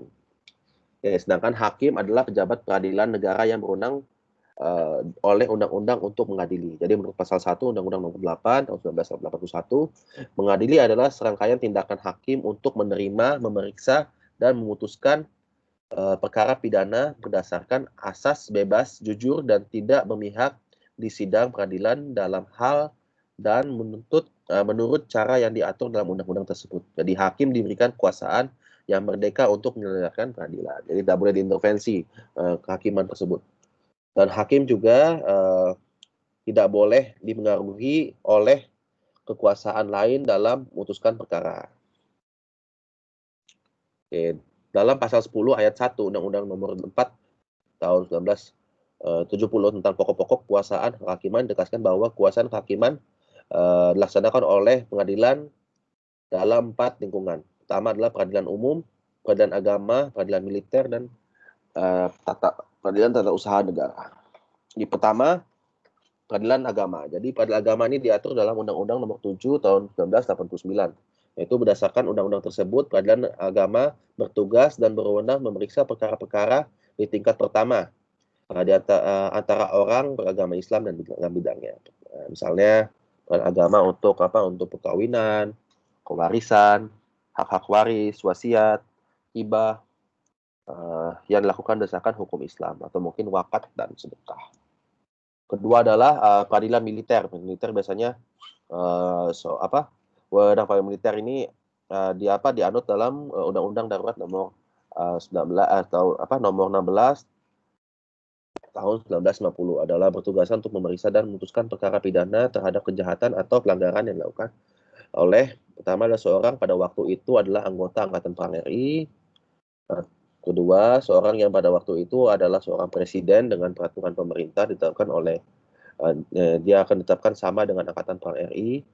Juga seorang pada waktu itu ialah anggota suatu golongan yang disamakan dianggap sebagai Angkatan Perang RI atau yang berdasarkan pada undang-undang, serta orang yang tidak termasuk golongan di atas tetapi dia memiliki keterangan memiliki atas keterangan Menteri Kehakiman harus diadili oleh pengadilan dalam lingkungan peradilan militer.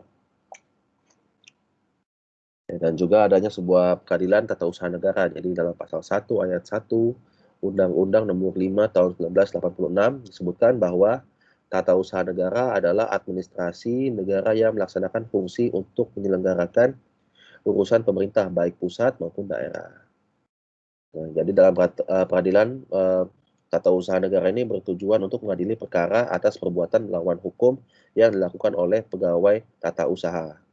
Oke, jadi dalam peradilan tata usaha negara ini menjadi tergugat bukannya orang, jadi dalam usaha ini bukan individu atau mungkin seorang pribadi, tetapi sebuah badan atau sebuah pejabat tata usaha yang melakukan sebuah keputusan berdasarkan wewenang padanya yang dilakukan padanya. Jadi misalnya dia lebih pada instansi kepada instansi. Oke, misalnya sebagai contoh kan, sedangkan beri contoh kan, penerbit Tempo menggugat Menteri Penerangan atas pencabutan surat izin SIUP majalah Tempo. Jadi situlah, jadi di sini kan, ya di sini bukan perorangan, bukan orang menggugat orang, tapi lebih kepada korporat menggugat pada pemerintah dan sebagainya. Itulah bisa disebut sebagai peradilan tata usaha negara. Dan yang keempat adalah peradilan umum. Peradilan umum adalah salah satu pelaksanaan kekuasaan kehakiman bagi rakyat pencari keadilan pada umumnya. Jadi peradilan umum ini diatur pada Undang-Undang Nomor 2 Tahun 1986 yang dituangkan dalam Lembaran Negara Nomor 30 Tahun 1986. Jadi adapun tugas peradilan umum adalah mengadili perkara sipil atau bukan militer, yaitu mengenai penyimpangan-penyimpangan dari aturan hukum perdata material dan hukum pidana material. Jadi ada beberapa komponen daripada peradilan umum. Pertama adalah pengadilan negeri, yaitu pengadilan negeri dikenal pula sebagai istilah pengadilan tingkat pertama yang wewenangnya itu meliputi suatu daerah atau kabupaten. Dan kedua dikatakan peradilan tingkat pertama karena pengadilan negeri ini merupakan badan peradilan pertama atau pemulaan dalam menyelesaikan sebuah perkara-perkara hukum. Harus diselesaikan terlebih dahulu oleh pengadilan negeri sebelum menempuh pengadilan tingkat banding, atau tingkat banding itu yang pengadilan tinggi, mereka lebih tinggi lagi. Jadi untuk melancarkan proses pengadilan di pengadilan negeri ini terdapat beberapa unsur, yaitu pimpinan atau ketua, hakim anggota, panitera atau orang yang biasa duduk di sebelah hakim, sekretaris dan jurusita. Dan juga adapun fungsi pengadilan negeri adalah memeriksa dan menuntut untuk memutuskan serta menyelesaikan perkara dalam tingkat pertama dari segala perkara perdata dan perkara pidana sipil untuk semua golongan penduduk. Ya. Terus seterusnya apabila dia melakukan sebuah banding, maka dia akan dibawa kepada pengadilan tinggi. Jadi putusan hakim pengadilan negeri yang dianggap salah satu pihak belum memenuhi rasa keadilan, maka benarkan untuk mengajukan banding. Jadi proses banding ini ditangani oleh pengadilan tinggi yang berkedudukan di setiap ibu kota provinsi. Oke, jadi dengan demikian pengadilan tinggi adalah pengadilan banding yang mengadili lagi pada tingkat kedua atau tingkat banding. Jadi suatu perkara baik itu perdata atau pidana yang telah diadili atau diputuskan oleh pengadilan negeri.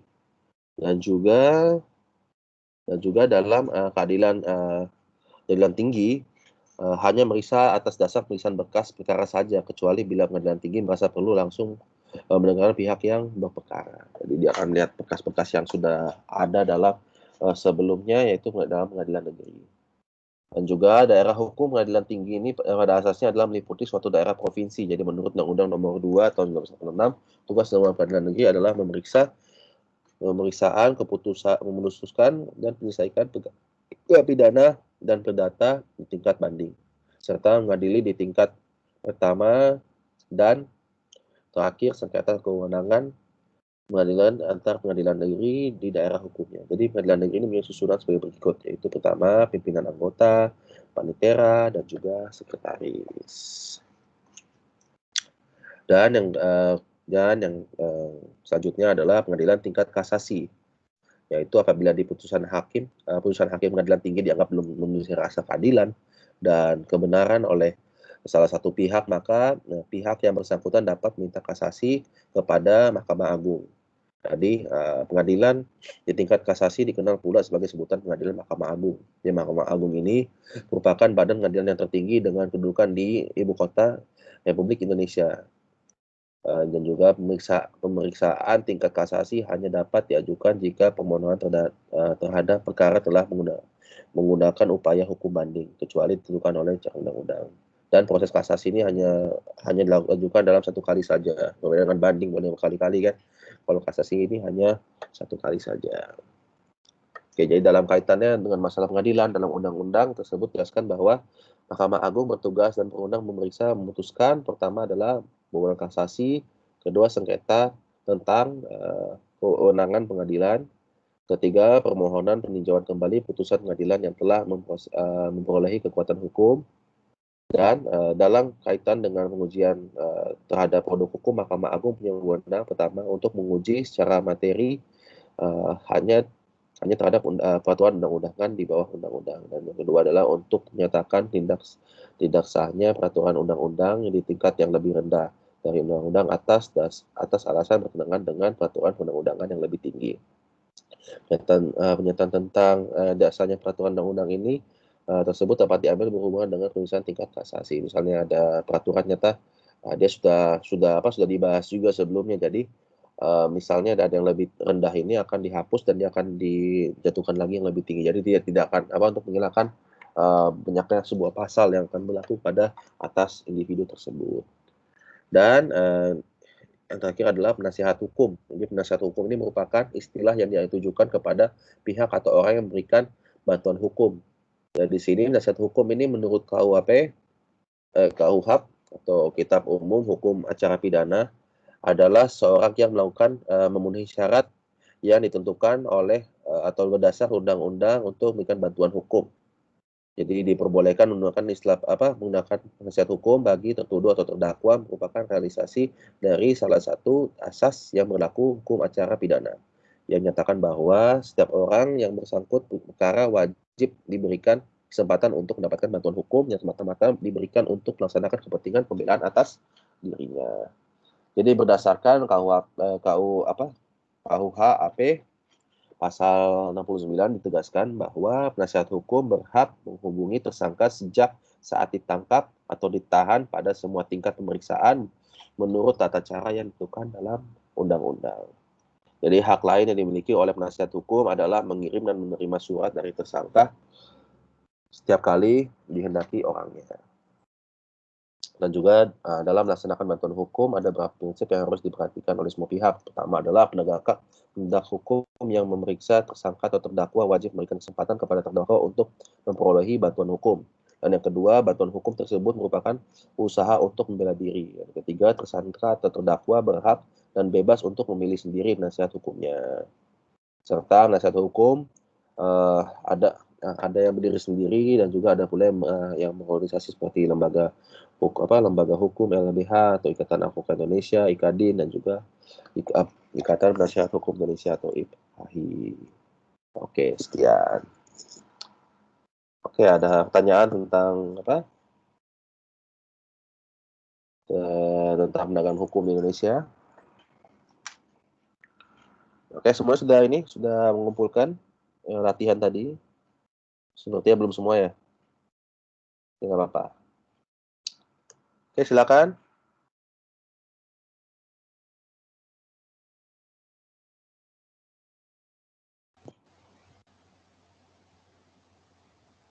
Halo. Putus kah tadi? Halo. Oke. Ya, Pak. Yuk. Jelas, Pak. Oke. Tadi saya nampak di grup ada cakap putus-putus. Saya pikir jaringan saya. Oke, silakan Bapak Ibu, apa yang mau bertanya? Mau bertanya, Pak. Oke, Pak Margono. Ya, saya mau bertanya, Pak. Iya, silakan, Pak. Soal hukum ya. Kalau kita lihat berita-berita atau lihat di media-media itu, dalam berita itu dari perjalanan hukum dari kasus ke kasus itu kan enak sekali ya.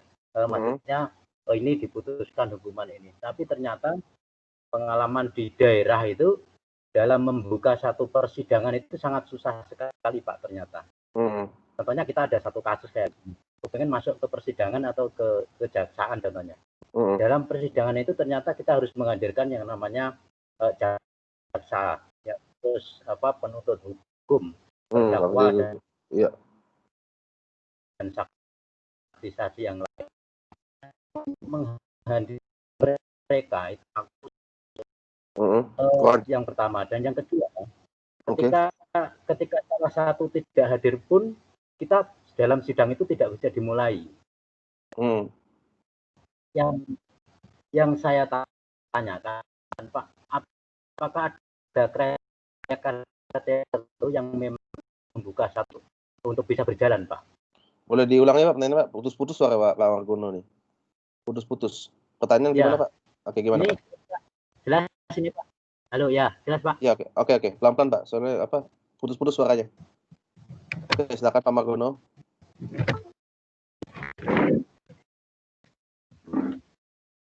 Ya, halo Pak, jelas Pak? Oke, jelas. Gini Pak, kalau kita melihat berita, melihat di media-media itu, dalam penyelesaian sebuah kasus atau dalam sebuah tindakan pidana keputusan itu kelihatannya enak dan berjalan mulus. Akan tetapi Pak, ketika saya melihat di daerah-daerah itu, untuk masuk ke ranah hukum sendiri itu sangat susah sekali ternyata Pak. Contohnya membuka suatu persidangan suatu kasus itu kita harus menghadirkan dari mulai hakim, penuntut hukum, penegak hukum sampai terdakwa dan juga saksi-saksi yang lain.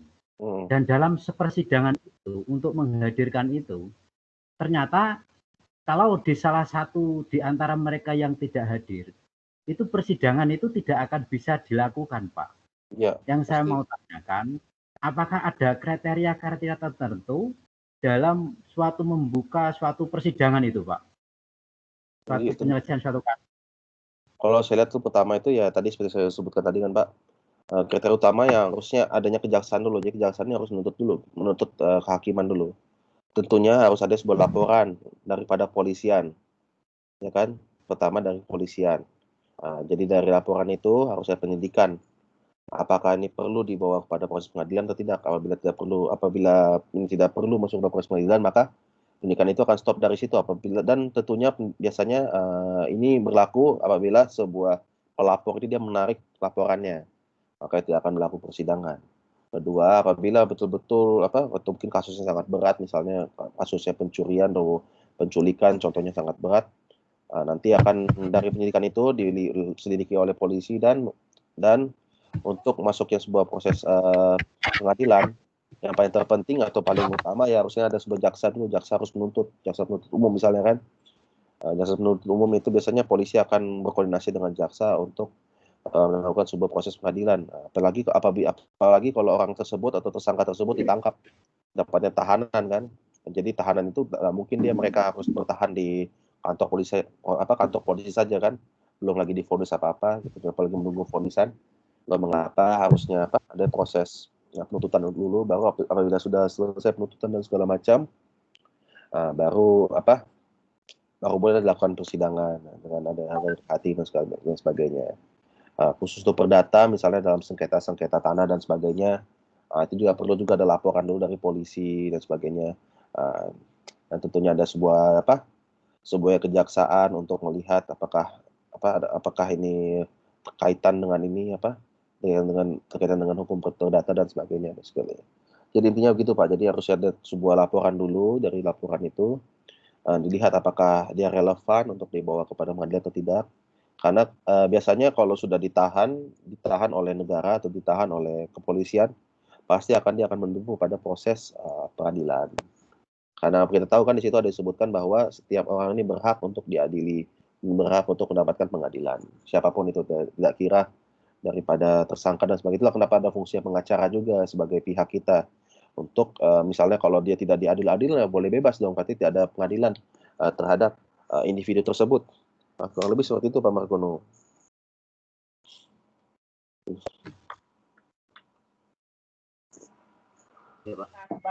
Sedikit Pak.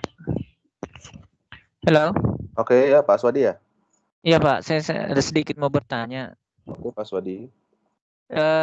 Kalau misalnya di Indonesia ini kan hukumnya, misalnya kalau sudah dijatuhi hukuman, padahal ada yang tersangka ini membuat lagi tuntutan di pra-peradilan. Kenapa sih di Indonesia ada hukum begitu? Itu saja Pak. Ada hukum pra-peradilan. Iya, apa sih bezanya hukum yang sudah dijatuh hukuman dengan yang pra-peradilan ini? Pada itu berarti sebelum peradilan lah Pak, ya kan?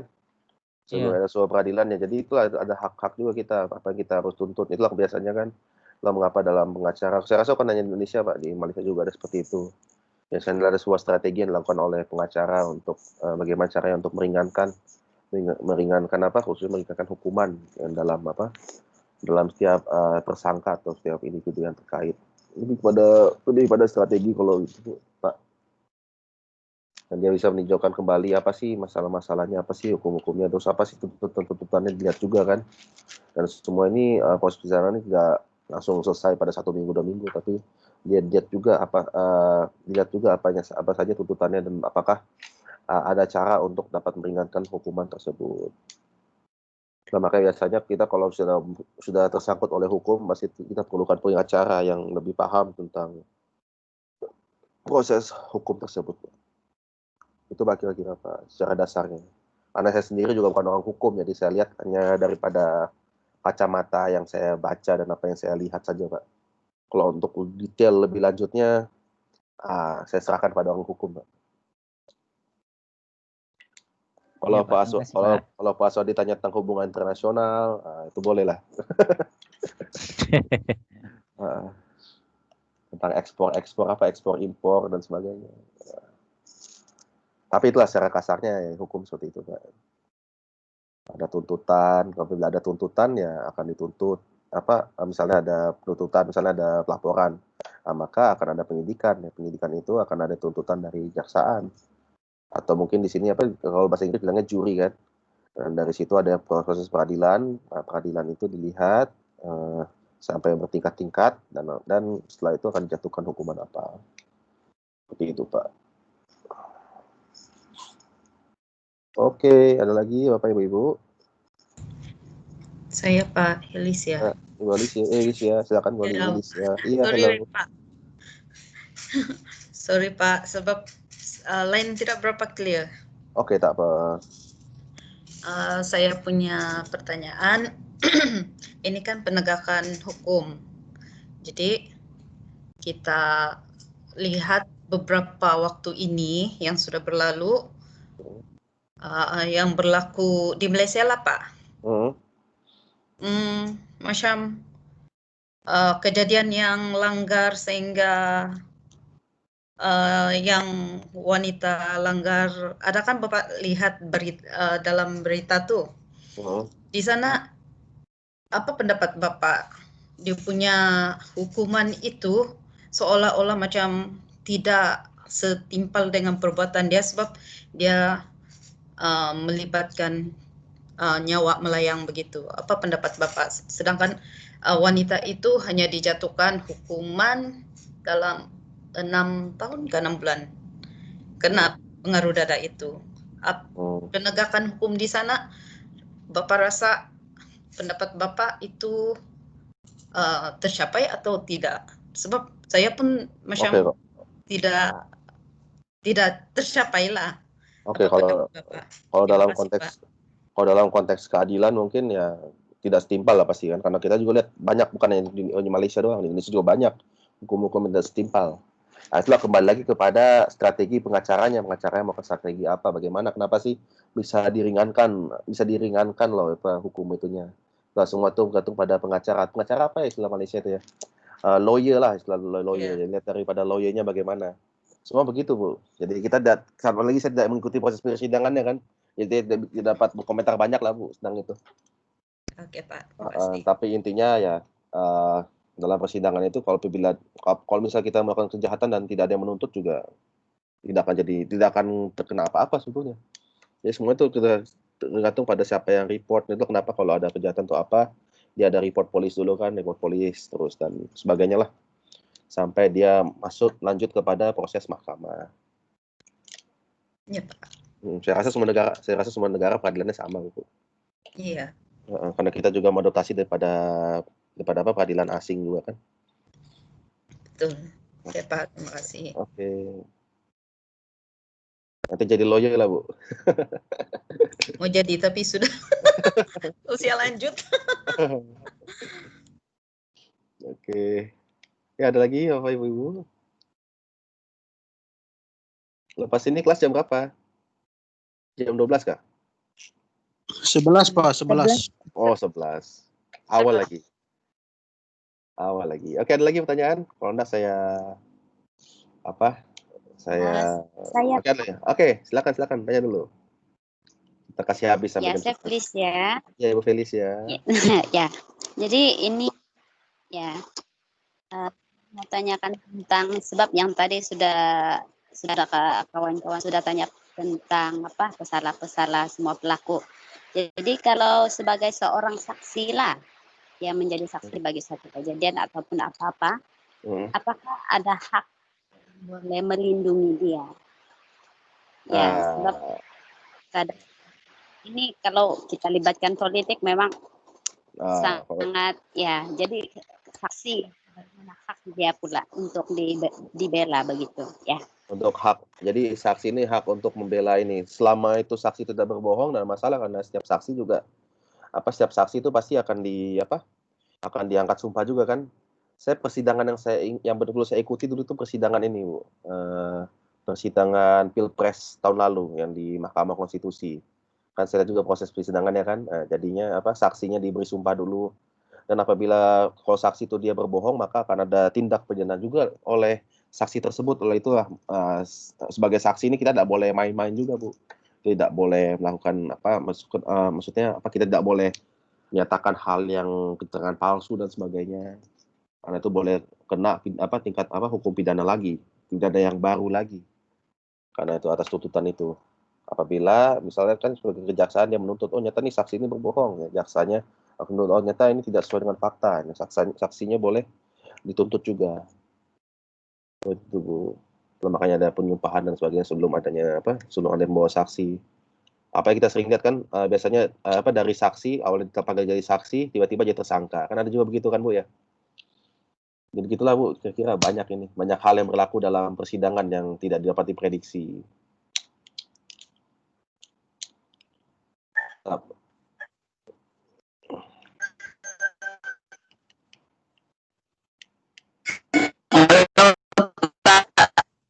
Oi, Bu siapa nih? Putus-putus suara.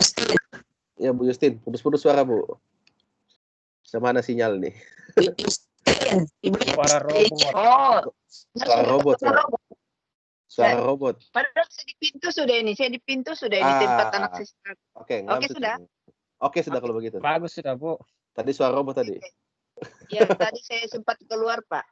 Oke, saya cuma mau sharing dan sekaligus bertanya akhir dari sharing saya sedikit saja. Sehubungan dengan Ibu Felicia tadi mengenai saksi, ya saya pernah jadi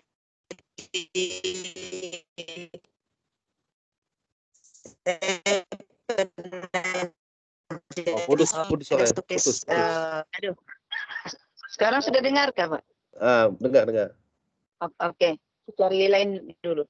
Oke, pada waktu itu hanya mengirim video ke KJRI, kemudian tentang penderaan tenaga kerja Indonesia. Saya kirim video lalu saya jadi saksi. Kemudian video itu sudah sampai di KJRI, lalu KJRI datang ke sini ke Ningau, kemudian mengambil itu si pelaku dan juga mangsa, diselamatkan di KJRI. Kemudian di lokap lah yang si pelaku majikan. Dan setelah itu ya memang hati saya sebagai saksi hanya mengirim video saja, tapi memang banyaklah yang ditanya-tanyakan oleh polisi. Oh, pasti. Dia penyelidikan. Ya, hati memang dak-dikduk, tapi sesuai dengan apa yang saya dapat ya saya teruskan ke KJRI, itu sajalah. Kemudian selanjutnya sampai sekarang tidak ditahu, dan saya tanya di KJRI lagi yang pegawai yang menangani ini, dia bilang ya syukur Bu Justin itu tenaga kerja sudah kembali ke Indonesia dengan selamat.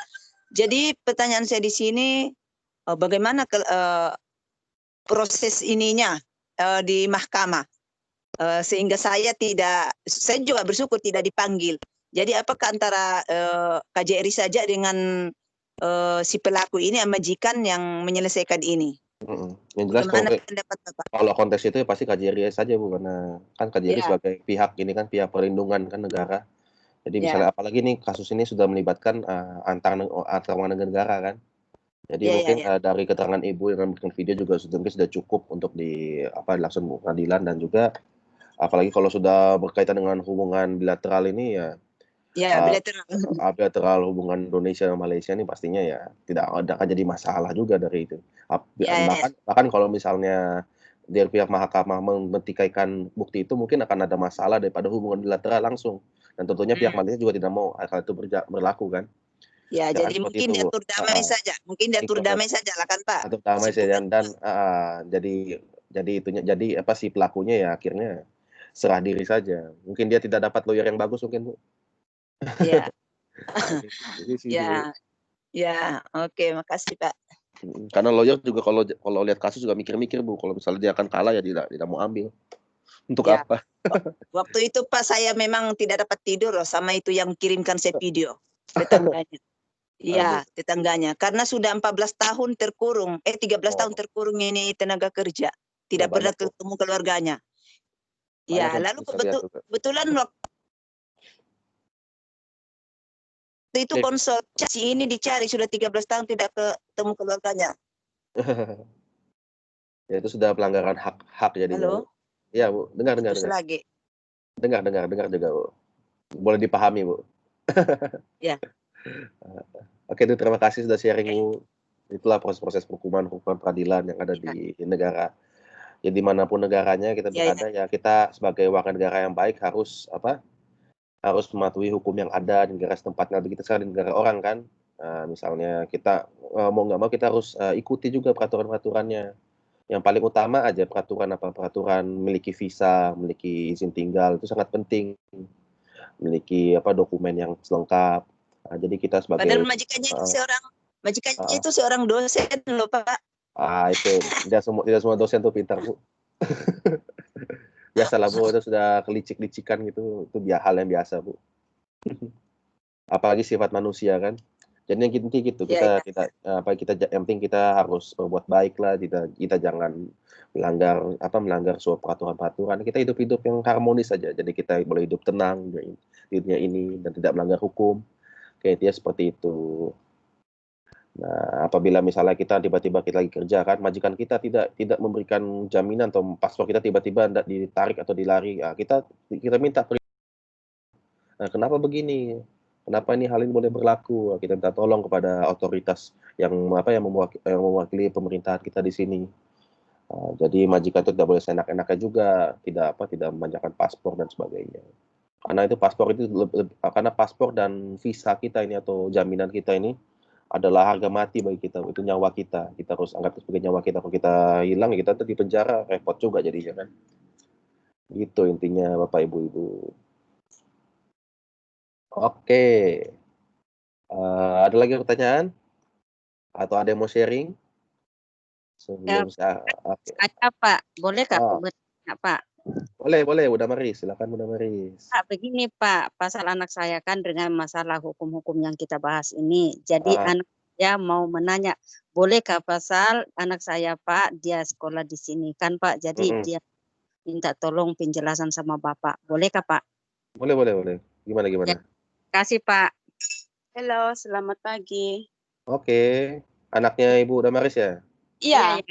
Oke, silakan. Pak, begini Pak, saya mau tanya satu soalan. Macam contohnya kan ini si Porogol. Oke. Begini, ini Porogol kan si Mangsa, si Porogol ini dia merogol sama si Mangsa. Tapi ini si Mangsa hanya untuk pertahankan diri, hanya mampu memukul bagian belakang di bagian leher. Leher Porogol sampai mati Porogolnya. Iya. Gitu kan? Pas tuh, ini si Porogol ini masih hidup lagi. Oh, masih hidup lagi, kan belum bisa mati. Masih hidup lagi. Oke. Tapi bila naik di mahkamah, ini si mangsa ini hanya untuk mencoba membunuh sama si Progol, tapi tidak juga lah sampai tidak juga mau membunuh terus, tapi cuma dia berpikir membunuh. Adakah ini si mangsa kena si masuk penjara juga, ataupun si Progol yang kena si masuk penjara, ataupun dua-duanya? Itu biasanya kalau itu kan mungkin hal yang kejadian yang seperti ini kan sudah berlaku banyak ya, Bu ya, apalagi ini boleh dikenakan sebagai hukum yurisprudensi atau keputusan hakim terdahulu. Apabila kita lihat apabila ada sebuah mangsa atau kita sebagai korban kita melakukan proteksi diri, saya rasa itu akan ada perlindungan juga untuk korban tentunya, Bu. Jadi dalam persidangan ini ada sebuah perlindungan pada korban juga. Dan kita lihat juga apabila ada korban juga pasti korban juga memiliki sebuah pengacara juga kan, di situ punya sebuah lawyer juga. Dan pastinya dia akan melihat kepada hukum yurisprudensial atau hukum keputusan hakim terdahulu. Dan itulah yang boleh memprotek bagaimana caranya si mangsa ini tidak boleh kena kaitan tentang hukum sama sekali. Dan bahkan harus dilindungi. Seperti itu kira-kira, Bu. Oh, macam itu. Jadi lihat keputusan hakim terdahulu juga. Keputusan hakim, misalnya keputusannya dulu, ternyata dia bersalah. Si Progol ini bersalah dan nyata ini percobaan pembunuhannya banyak kok yang gitu, betul, bahkan yang sampai mati juga pernah kok. Iya. Sampai mati juga pernah. Indonesia banyak sekali, Bu, yang lindungin pacarnya, misalnya kan dulu pernah kan di Bekasi kan, sampai mati itu orangnya. Akhirnya awalnya memang di penjara, tetapi karena keluarga si tersangka itu dia menuntut balik kan, dia ada laporan, tetapi karena ada sebuahnya proses persidangan, terus peradilan dan adanya lembaga-lembaga pemerintah yang ikut campur, akhirnya dibebaskan juga remaja itu. Jadi gitu, Bu, kira-kira. Jadi disitulah dan tentunya ya tentang hoki-hokian juga. Apa kalau kasus itu viral, banyak mengundang para netizen kan. Iya, kebanyakan Facebook. Sekarang kan begitu kan. Iya, dulu juga yang kemarin yang remaja yang membunuh yang membunuh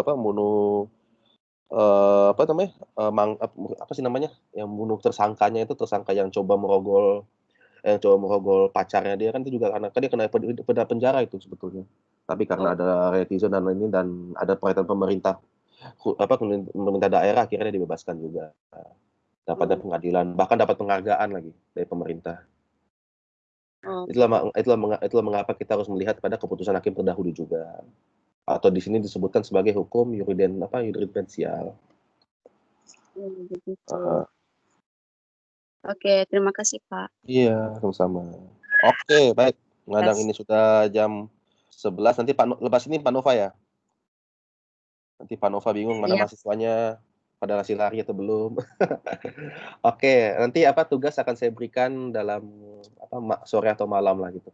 Dalam hari ini juga. Insya Allah. Oke, terima kasih Bapak Ibu-Ibu atas kehadirannya. Semoga bermanfaat apa yang saya berikan. Dan juga selamat melanjutkan kelas selanjutnya. Nah, terima kasih atas pastinya. Selamat siang. Assalamualaikum warahmatullahi wabarakatuh.